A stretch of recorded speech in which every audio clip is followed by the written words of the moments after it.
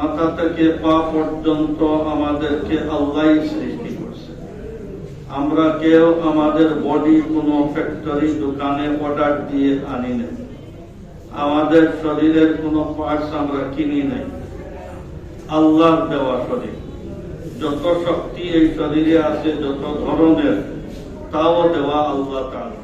এই শরীরের জন্যই আল্লাহ তাআলা একটা শিক্ষাকে তার পক্ষ থেকে আম্বিয়ায়ে আযমের মাধ্যমে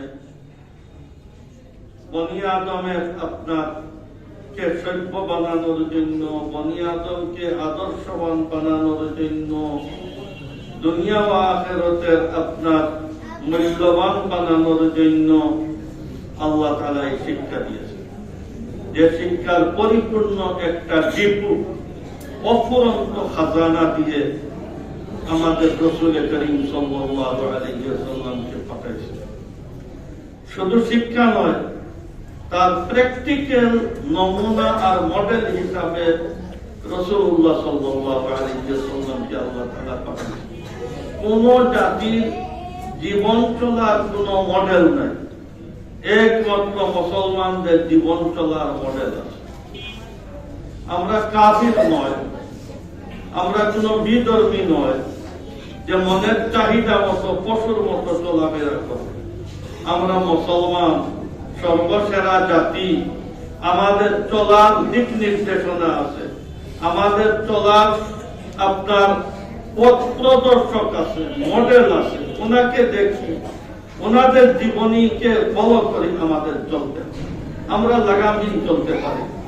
আমাদের আল্লাহ তাআলা আমাদেরকে ব্রেন দিয়েছেন, বাকশক্তি দিয়েছেন, চলাফেরা, সামাজিকতা, ক্ষমতা দিয়েছেন। তার সাথে সাথে আল্লাহ তাআলা এক ফর্মুলাও আমাদেরকে দিয়েছেন যে আমার দেওয়া বডিকে, আমার দেওয়া যোগ্যতাকে আপনার ব্যবহার করার পদ্ধতি হইল যে বৈবাহিক জীবনে, পরিবারে কিভাবে ব্যবহার হবে, কার সাথে কি আচরণ হবে, মহল্লা সমাজকে নিয়ে কিভাবে চলবো, কার সাথে কি আচরণ হবে, আল্লাহর ইবাদতের পদ্ধতি কি হবে, স্বভাব চরিত্র কি ধরনের হবে, লেনদেন কিভাবে হবে, রাষ্ট্র পরিচালনা কিভাবে হবে, একদম পুরা আপনার পরিপূর্ণ মানুষের আপনার জীবনের একটা দিক নির্দেশনা। যেভাবে কালামের মধ্যে, কোরআন শরীফের মধ্যে তার প্র্যাকটিক্যাল নমুনা হিসাবে মডেল রাসূল সাল্লাল্লাহু আলাইহি ওয়াসাল্লাম আর সাহাবায়ে কেরাম। এই দিন আর এই দিক নির্দেশনা আর যে শিক্ষা আমাদের জন্য আল্লাহ সিলেক্ট করেছেন, এটা হলো কোরআন সুন্নাহর শিক্ষা। এই কোরআন সুন্নাহর শিক্ষার শিক্ষাঙ্গন হইল এই সব মাদ্রাসা। আমাদের বাড়িদারা মাদ্রাসা, মালিবাগ মাদ্রাসা, রহমানিয়া মাদ্রাসা, এই মাদ্রাসায় আপনার আওলাদ হইল এই ছোট ছোট হাজার হাজার মাদ্রাসা। এই মাদ্রাসায় কোরআন সুন্নাহর তালিম দেওয়া হয়।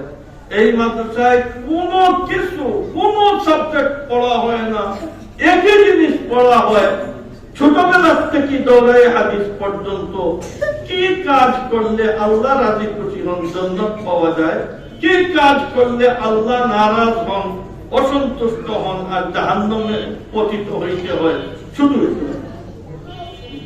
এই পড়ায় মানুষের রোষ আর মানুষের পরিচালিকা যে আপনার শক্তি আছে, এটাকে সভ্য হবে।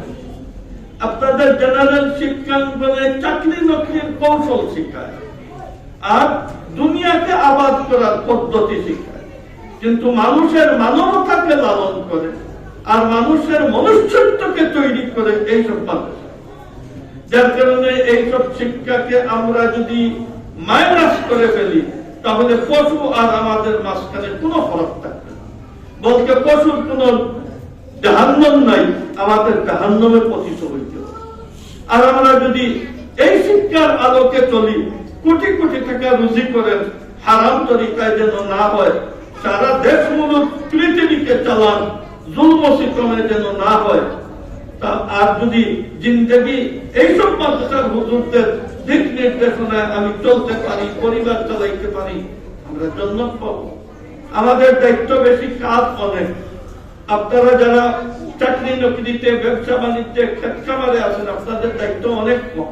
শুধু পরিবারটাকে যদি সুন্দর চালাইতে পারেন, হালাল হারাম আপনার চিনে জেনে যদি চলতে পারি, তবে আপনাদের জন্য পাওয়া একদম সহজ। এইসব ব্যাপারে হুজুররা আলাপ করবেন। এইসব মাদ্রাসায় আপনাদেরই যে আওলাদ পড়তেছে, আর আপনাদের আবার বড় আওলাদরা ইনাদেরকে পড়াইতেছেন, এইসব মাদ্রাসা হইল। এখানে এরা যত পরীক্ষা দিয়েছে, পরীক্ষার মধ্যে যারা আপনার ভালো নম্বর রিজাল্ট করেছে, তাদেরকে সব মাদ্রাসায় কিছু পুরস্কার দিয়ে থাকে। আজকেও ইনাদেরকে পুরস্কার দেওয়া। আপনারা জেনে রাখবেন, এটা একটা ফ্যাক্টরি, এটাই অনেক আয়।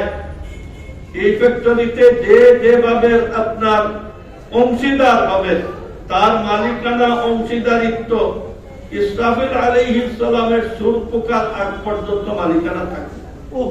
অন্যান্য মিল ফ্যাক্টরির মালিকানা ব্যাংকের 1-2 কিস্ত আদায় করতে পারে না, মারা যায়। এক রিক্সাওয়ালা যেভাবে খালি হাতে কবরে যায়, হাজার হাজার কোটি টাকার মালিক এইভাবে খালি হাতে কবরে যায়। কিন্তু এই মাদ্রাসাও একটা ফ্যাক্টরি। এর বিকালে, শুধু এই মাদ্রাসার বিকালে যে আয় হয়, বাংলাদেশের সারা ফ্যাক্টরি মিলিয়ে এতটুকু আয় হয়। আপনাদেরও আমলনামায় অ্যাকাউন্টে জমা হবে, হুজুরদের অ্যাকাউন্টে জমা হবে, ছেলেদের অ্যাকাউন্টে জমা হবে, তাদের মা বাপের অ্যাকাউন্টেও জমা হবে। আর এটা জমা হইতে থাকবে। আপনি মারা যাওয়ার পরে 14 গোষ্ঠী যদি চলে যায়, এরপরেও আপনার মালিকানা থাকবে। ডেইলি এখানের আয় জমা হবে। এইভাবে বালিদার মাদ্রাসা, সারা কর্মী মাদ্রাসা, যত মানুষ এখানে, এটা হলো চাঁদা দিয়ে এর সহায়তা করার মানা হলো শেয়ার কিনা। আপনি যেভাবে শেয়ার কিনবেন, এর মালিকানা এইভাবে কিয়ামত পর্যন্ত এইভাবে জারি থাকে। বহুত খুশকিসমত এই ছেলেগুলা, যে ছেলেগুলা 24 ঘন্টা আপনার দ্বীনি তালিমের মধ্যে কাটাইতেছে।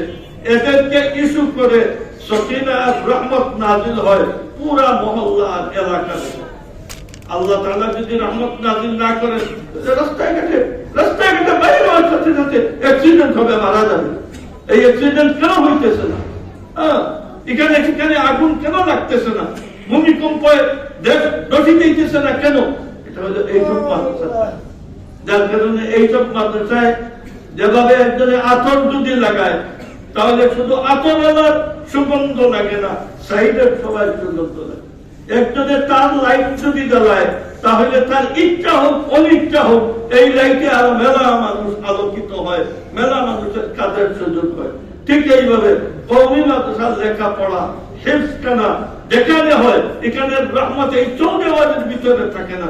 এটাকে ইস্যু করি পুরা এলাকা, পুরা দেশ আল্লাহ তাআলা যে চালাইতেছে, অ্যাক্সিডেন্ট হইতেছে না।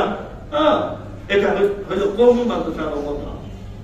মারা যাওয়ার পরে বা কোরআন হাদিস পড়লে বুঝবো যে আমরা যে আমাদের সংসার চালাইতেছি, অনেকটা আল্লাহ তাআলার নাফরমানিও করতেছি, এরপরেও আল্লাহ তাআলা সুন্দরভাবে আমাদের পরিবার, আমাদের দেশ চালাইতেছেন। এটা সব হইল কওমি মাদ্রাসার হিফজখানার অবদান। আল্লাহ তাআলা আমাদের আওলাদকে এইভাবে দ্বীন শিক্ষা করার তৌফিক দান করুন। আমাদের আজকের এই ছেলেগুলোকে আল্লাহ তাআলা কবুল করুন, তাদের মোবারক হায়াত আর জীবন দান করুন, তাদেরকে দ্বীনি খিদমতের জন্য আল্লাহ কবুল করুন। ওয়া আখিরু দাওয়ানা আলহামদুলিল্লাহ।